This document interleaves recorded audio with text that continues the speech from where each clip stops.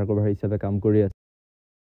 আমি যেতিয়া special ব্ৰাঞ্চৰ under cover হিচাপে কাম কৰি আছিলোঁ, সেই মুহূৰ্তত কৰা কেইটামান কামৰ তথ্য আপোনালোকক দিবলৈ ওলাইছোঁ। কেইটামান কামৰ বিষয়ে ক'বলৈ গ'লে প্ৰথমে ক'ব লাগিব ছোৱালীৰ কথা। কেনেধৰণে মানস চলিহাই বেলেগক ব্লেকমেইলিং কৰে। ছোৱালীক ব্যৱহাৰ কৰি মানস চলিহাই বিশেষকৈ ডাঙৰ ডাঙৰ মানুহখিনিক ব্লেকমেইলিং কৰি নিজৰ কাম উলিয়ায়। কিছুমান ছোৱালী গুৱাহাটীত পঢ়িবলৈ যায়, তেনেকুৱা ছোৱালীৰ কিছুমান মানে আৰ্থিক অসুবিধা থাকে, সেই তেনেকুৱা ছোৱালীবোৰক বিশেষকৈ বিচাৰি উলিয়াই সেই ছোৱালীবোৰৰ কোনোবা এজন ব্যক্তিৰ লগত নৈশ যাপন কৰিবলৈ দিয়ে আৰু সেই ছোৱালীজনীৰ লগত স্পাই কেম্প দি পঠিয়ায়, যাতে সেই সকলোবোৰ তথ্য মানস চলিহাই ৰাখি সেই ব্যক্তিজনক ব্লেকমেইলিং কৰিব পাৰে। এই কথা অসমবাসী ৰাইজে নাজানে। আৰু বিশেষকৈ এতিয়া অসমত হৈ আছে চুপাৰীৰ কাম। চুপাৰী চিণ্ডিকেটৰ লগত মই সম্পূৰ্ণভাৱে জড়িত আছিলোঁ। চুপাৰীৰ লগত ময়ো চুপাৰী গাড়ী পাৰ কৰাই দিয়া কাম কৰিছিলোঁ। আমাক যিখিনি আমি আন্ডাৰ কভাৰ হিচাপে কাম কৰি আছিলোঁ, প্ৰশাসনে আমাক আন্ডাৰ কভাৰ হিচাপে নিযুক্তি দিয়াৰ পাছত আমাক কিছুমান কাম কৰিবলৈ দিছিলে। যেনেধৰণে এতিয়া কোনোবা এখন চুপাৰী গাড়ী যদি পাৰ হৈ আহিব লাগে, লাইলাপুৰৰ পৰা শ্ৰীৰামপুৰলৈ আহিব লাগে বা সিহঁতি বৰপেটা ৰোডলৈ আহিব লাগে, যেতিয়া তেওঁলোকে আহিব লগা হয়, সেই তাৰে কিছুমান মানুহ আছিল, কেইজনমান হ'ল, যেনেকৈ নজৰুল আছে, দিলদা আছে, আমাৰ লগত যোগাযোগ কৰি তেওঁলোকে কিছুমান কাম কৰে। তেওঁলোকে আমাক সেই সমূহ তথ্যখিনি দিয়ে যে এনেকৈ গাড়ী এখন আহিব, সেই গাড়ীখন পাৰ কৰাই দিব লাগে। তেতিয়া আমি সেই কথাখিনি মানস চলিহাই কওঁ। মানস চলিহাই পাৰ্থসাৰথী মহন্তৰ লগত কথা পাতি কোনটো ৰাস্তাই দি আহিব, ডিমা হাছাৱে দি আহিব নে কোনফালে দি আহিব, সেই ৰাস্তাটো নিৰ্ধাৰণ কৰে আৰু তাত দৰ দাম ঠিক কৰে। যেনেকৈ ধৰি লওক কেতিয়াবা ছিজন ৱাইজত পাৰ কিলো ৭৫ টকাৰ হয়, কেতিয়াবা একেবাৰে নামি ৪৫ টকাও হয়। সেই হিচাপত দৰ দাম নিৰ্ধাৰণ কৰে আৰু দৰ দাম মিলিলে আগধন হিচাপত ১০ লাখ টকা হ'লে ৭ লাখ টকা আগধন হিচাপত দিব লাগিব। আগধন হিচাপত দিয়াৰ পাছত এটা নিৰ্দিষ্ট সময়ত গাড়ীখন পাৰ হৈ আহিবলৈ দিয়া হয়। ঠিক তেনেকৈ বহুতো গাড়ীৰ ক্ষেত্ৰত তেনেকৈ হয়। আৰু কিছুমান গাড়ী যে আপোনালোকে দেখে পাৰ্থসাৰথী মহন্তই ধৰে বা প্ৰশাসনে ধৰে, সেই গাড়ীবোৰ ধৰাৰ ক্ষেত্ৰত এনেকুৱা হয়, যেতিয়া প্ৰশাসনৰ লগত তেওঁলোকে কথা পাতে, আমাৰ লগত কথা পাতে, দৰ দাম নিমিলে, তেতিয়া কি হয়, সেই গাড়ীখনক ধৰুৱা হয়। বা কিছুমান গাড়ীয়ে কি হয়, ৱেটটো কমকৈ কৈ আৰু বস্তুটো বেছিকৈ আনে, তেনেকুৱা গাড়ীখিনিক ধৰি দিয়ে। আৰু তেনেকুৱা ক্ষেত্ৰত আপোনাৰ ইউৰিয়া আহে। ইউৰিয়া অসমলৈ যেতিয়া আহে, ইউৰিয়া অহাৰ ক্ষেত্ৰতো তেনেকুৱা ধৰণৰ। ইউৰিয়াত নিষেধাজ্ঞা থকা মুহূৰ্ততো ইউৰিয়া অসমলৈ আহি আছে।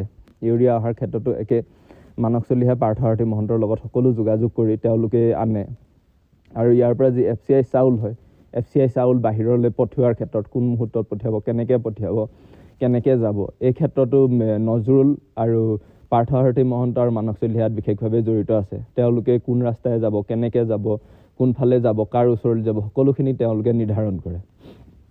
ঠিক তেনেকৈ মানস চলিহাই আৰু বিশেষকৈ যি বিলাতী চিগাৰেট হয়, যি বাহিৰৰ পৰা চিগাৰেট আহে, সেই চিগাৰেটৰ ক্ষেত্ৰত মেৰাপানীত মানস চলিহাই এখন ডাঙৰ মানে বজাৰ খুলি ৰাখিছে।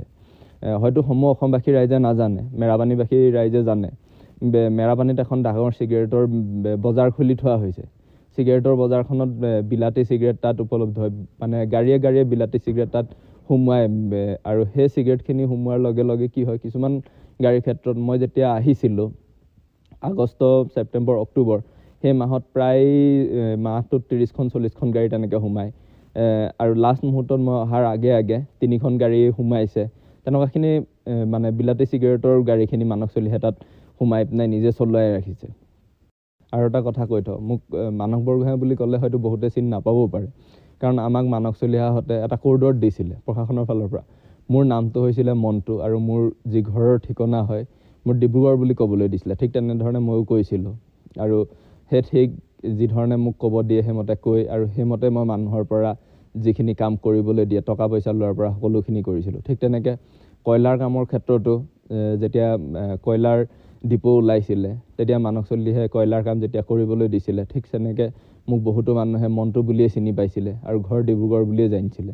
ঠিক তেনেকৈ মানস চলিহাই যি কাম কৰিছিলে তাৰ লগত ময়ো প্ৰত্যক্ষভাৱে জড়িত হৈ আছিলোঁ। বোলে অকলে তেখেতে কৰিছিলে সেই নহয়, আণ্ডাৰ কভাৰ হিচাপত আমাক নিয়োগ কৰাৰ পাছৰে পৰা তেনেকুৱা কামত আমাক বিশেষভাৱে আমাক জড়িত কৰি বিশেষ কিছুমান কাম কৰিবলৈ দিছিলে।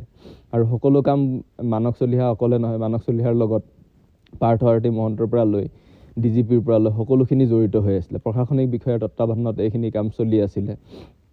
আৰু সেই প্ৰশাসনিক বিষয়াই কোৱাৰ মতে যিধৰণে DGP পাৰ্থসাৰথী মহন্তই ডিজাইন বনাইছিলে, সেইমতে মানস চলিহাই মোক থ'বলৈ ধৈৰ্য আৰু প্ৰণদীপ গগৈক পঠাইছিলে। প্ৰণদীপ আমাৰ গোলাঘাটৰ ল'ৰা হয় আৰু ধৈৰ্য শিৱসাগৰ, তেওঁলোককো এনেকৈ নাম দিয়া হৈছে। সকলোখিনি মানে এটা এটা নাম দি পিনে তেওঁলোকক চিনাকি কৰাইছিলে। প্ৰণদীপ বিশেষকৈ মানস চলিহাৰ একেবাৰে খাচ মানুহ, মানস চলিহাৰ লগত বিশেষকৈ থাকে, মানস চলিহাৰ লগত প্ৰায় ইফালে সিফালে যোৱা মেলা সকলো কামৰ ক্ষেত্ৰত, যিখিনি কামত হয়তো ময়ো জড়িত নহয় সেই কামতো প্ৰণদীপ বিশেষভাৱে জড়িত আছে।